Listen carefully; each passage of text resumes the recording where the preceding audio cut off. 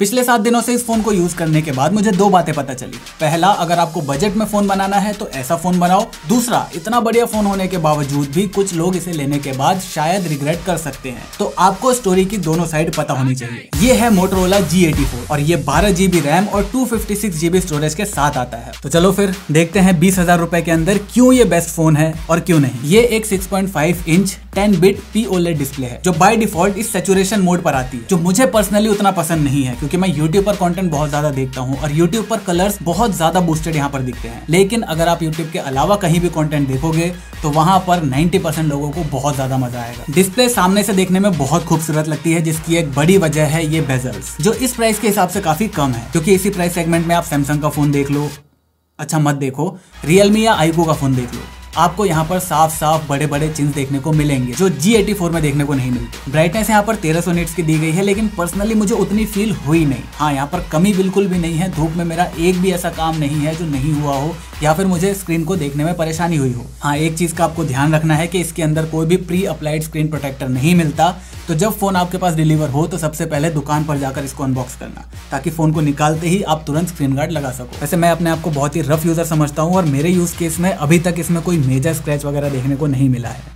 So good work मोटो। इसी display में हमें फिंगरप्रिंट स्कैनर भी मिल जाता है, जिसने आज तक मेरे अंगूठे को पहचानने से एक बार भी मना नहीं किया है। तो ये भी बहुत अच्छे से काम करता है। अब सामने की खूबसूरती देखने के बाद जब हम इस फोन को पलटते हैं तो पीछे की खूबसूरती एक अलग ही लेवल पर है। प्लस इसका जो वीगन लेदर फिनिश है ये इसको और भी ज्यादा प्रीमियम बना देता है। अब हाँ, वीगन लेदर लॉन्ग टर्म में कैसा परफॉर्म करेगा ये तो देखो कोई भी नहीं बता सकता। इसी वजह से मोटोरोला ने आपको एक नॉर्मल ऑप्शन भी दे रखा है, अलग कलर ऑप्शन में आपको प्लास्टिक बॉडी भी मिल जाएगी। मोटोरोला ने यहाँ पर एक और बहुत अच्छा काम करा है। इसको पतला बनाने के चक्कर में इसके स्पीकर से बिल्कुल भी कॉम्प्रोमाइज नहीं किया है। इसमें आपको प्रॉपर डुअल स्पीकर मिलते हैं विद डॉल्बी एटमॉस। अब इसके परफॉर्मेंस पर आने से पहले मैं आपके बचे हुए इंटरनेट का बेस्ट यूज केस बताना चाहता हूँ। एक कंटेंट क्रिएटर होने के बावजूद भी मेरा हर महीने का 1000 से 1500 GB वेस्ट चला जाता है, लेकिन अब मिस नोट की मदद से मैं अपने इस बचे हुए इंटरनेट का यूज करके पैसे कमा सकता हूँ। ये बहुत ही सिंपल सा बिजनेस मॉडल है। बहुत सारी ऐसी वेबसाइट्स हैं जिनको अलग अलग जगहों पर अलग अलग इंटरनेट कनेक्शन की जरूरत पड़ती है। मिस नोड आपके डिवाइस का यूज करके आपके इंटरनेट को उन कंपनीज को रेंट आउट करता है। आपको यहाँ पर कुछ भी नहीं करना, आपके पीसी, लैपटॉप या मोबाइल के अंदर इस सॉफ्टवेयर को डाउनलोड कर लेना है। उसके बाद ये बैकग्राउंड पर सिंपली चलता रहेगा और आपको पैसे कमा कर देता रहेगा। तो यहाँ पर ऐसा नहीं होगा कि आपके पास 100 MBPS का कनेक्शन है और आपका 50-60 MBPS अपलोड में चला जाएगा। आपके अपलोड में केवल कुछ kbps ही जाएंगे, विच इज नथिंग। अब जो पैसा वो प्राइस कंपैरिजन वेबसाइट या VPN सर्विसेज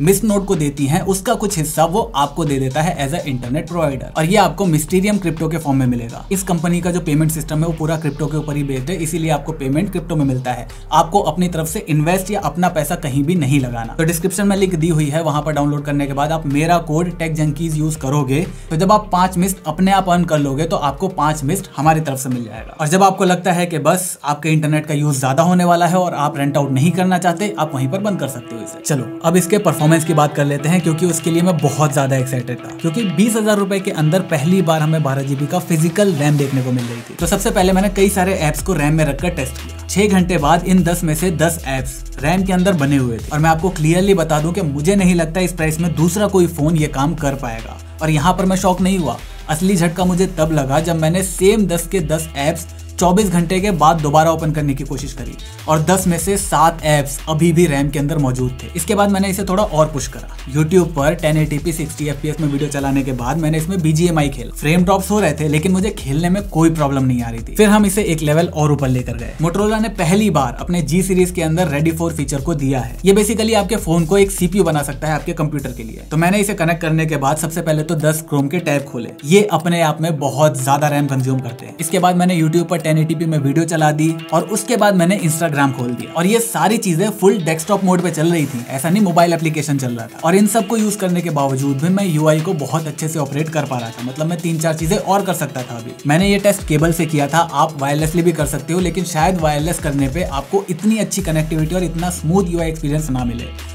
और लिटरली बता रहा हूँ, मैंने एक्सपेक्ट नहीं करा था कि ये इतना अच्छे से काम करेगा। तो हाँ, इसमें जो 12 GB की फिजिकल रैम दी गई है वो कोई गिमिक नहीं है, वो एक्चुअली में काम कर रही है। लेकिन हाँ, 19,000 रुपए के अंदर ये डिजाइन और 12 GB की रैम लेने के लिए आपको इसकी एक कीमत चुकानी पड़ती है, और वो कीमत है स्नैपड्रैगन 695।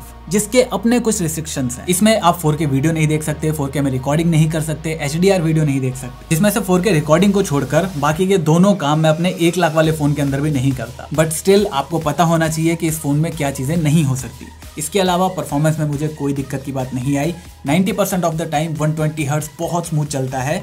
कभी कभार कुछ फ्रेम ड्रॉप्स आपको डेफिनेटली देखने को मिलेंगे। तो परफॉर्मेंस में कमी बिल्कुल भी नहीं है, लेकिन हाँ, वो इस फोन का बेस्ट पार्ट भी नहीं है। लुक्स और डिजाइन के बाद जिस चीज ने मुझे सबसे ज्यादा इंप्रेस करा है वो है इसका सॉफ्टवेयर, और उसकी 2 वजह है। पहला, OnePlus, Realme या Redmi, इसमें जब अपडेट्स आते हैं तो हमें एक डर बना रहता है कि हमारे फोन में कोई लाइन ना आ जाए या फिर हमारा मदरबोर्ड ना उड़ जाए। दूसरी तरफ Samsung इस मामले में बेस्ट है, क्योंकि वो अपने बजट फोन के अंदर भी मिनिमम 2 साल का सॉफ्टवेयर अपडेट देता है और टाइमली देता है। लेकिन Samsung के 20,000 वाले फोन चलाने में बिल्कुल अच्छे नहीं है। अब बच जाता है iQOO और Motorola। ये दोनों ब्रांड्स काफी अच्छा कर रहे हैं। अपडेट आने के बाद भी इनके फोन्स में बहुत ज्यादा इशू देखने को नहीं मिल रहा। लेकिन iQOO में आपको भर भर के एड्स और ब्लोटवेयर देखने को मिलते हैं। Motorola बिल्कुल क्लीन एक्सपीरियंस आपको देता है। इसके अलावा सॉफ्टवेयर में बड़ी बड़ी चीजें मुझे इतना इंप्रेस नहीं करती जितना छोटी छोटी चीजें करती हैं, जो मेरी लाइफ को ज्यादा इजी बनाती हैं। लाइक ऐसे करके फ्लैश ओपन कर लेना। और इस चीज की आदत अब मुझे इतनी पड़ गई है कि बटन दबाकर अपने आईफोन में फ्लैश लाइट को ऑन करने में मेरी मौत आ जाती है। इसके अलावा Motorola के कुछ एप्स इसको स्टॉक एंड्रॉइड रहने के बावजूद भी स्टॉक एंड्रॉइड से अलग बना देते हैं।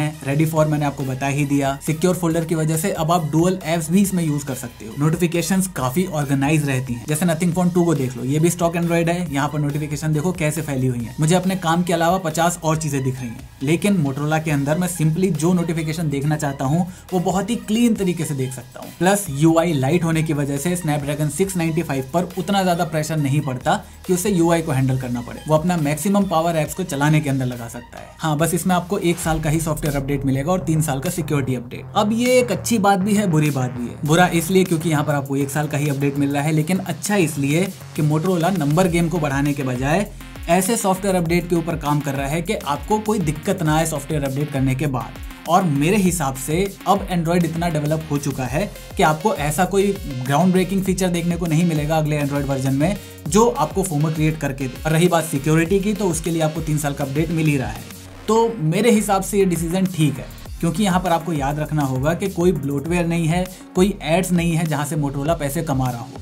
जो एक बार आपने पैसे दे दिए उसके बाद Motorola आपसे किसी भी तरह से पैसे नहीं कमा रहा। अब हाँ, कुछ दिनों के लिए मैं बीमार पड़ गया था, इसलिए इसके कैमरा को उतने प्रॉपर्ली से टेस्ट नहीं कर पाया। लेकिन हाँ, इतना टेस्ट जरूर कर लिया है कि ये बता सकूं कि आपको इसके कैमरा से बहुत ज्यादा उम्मीदें नहीं लगानी। क्या ये बुरी फोटोज लेता है? बिल्कुल भी नहीं। लेकिन इसके फोटो को देखने के बाद मैं ये भी नहीं कह सकता कि ये 50 मेगापिक्सल के सेंसर से ली गई। बहुत अच्छी लाइट है, धूप है तो फोटोज काफी डिटेल आएंगी, अच्छी आएगी।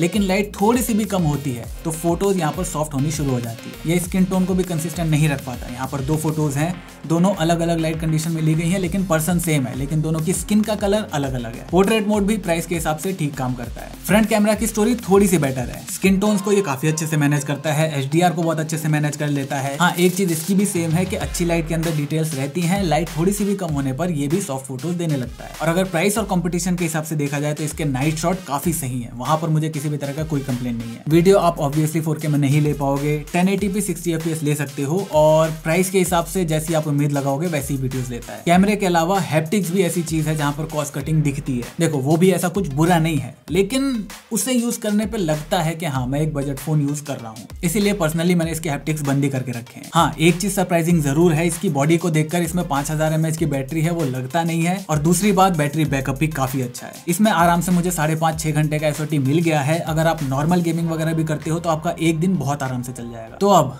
इसके लिए आपको 19,000 रुपए देने चाहिए या नहीं देने चाहिए? देखो, अगर आपको कैमरे का उतना काम नहीं है, आप घर से बाहर बहुत ज्यादा नहीं निकलते, या फिर निकलते भी हो तो सेल्फीज वगैरह ही लेते हो ज्यादातर, तब ये one of the best phone हो जाता है इस प्राइस के अंदर, क्योंकि ये बहुत सारी ऐसी चीजें ऑफर कर रहा है जो कैमरे की कमियों को डिफेंड कर देती है। लेकिन अगर आपका मेन काम आपके फोन के मेन कैमरा से ही है, या फिर आपको स्पेशली गेमिंग के लिए फोन चाहिए, तब आपके पास मार्केट में दूसरे ऑप्शंस अवेलेबल हैं। बाकी ये फोन निहायती बोरिंग है। जानना चाहते हो क्यों? तो पहुंच जाओ, मैं वहीं मिलूंगा।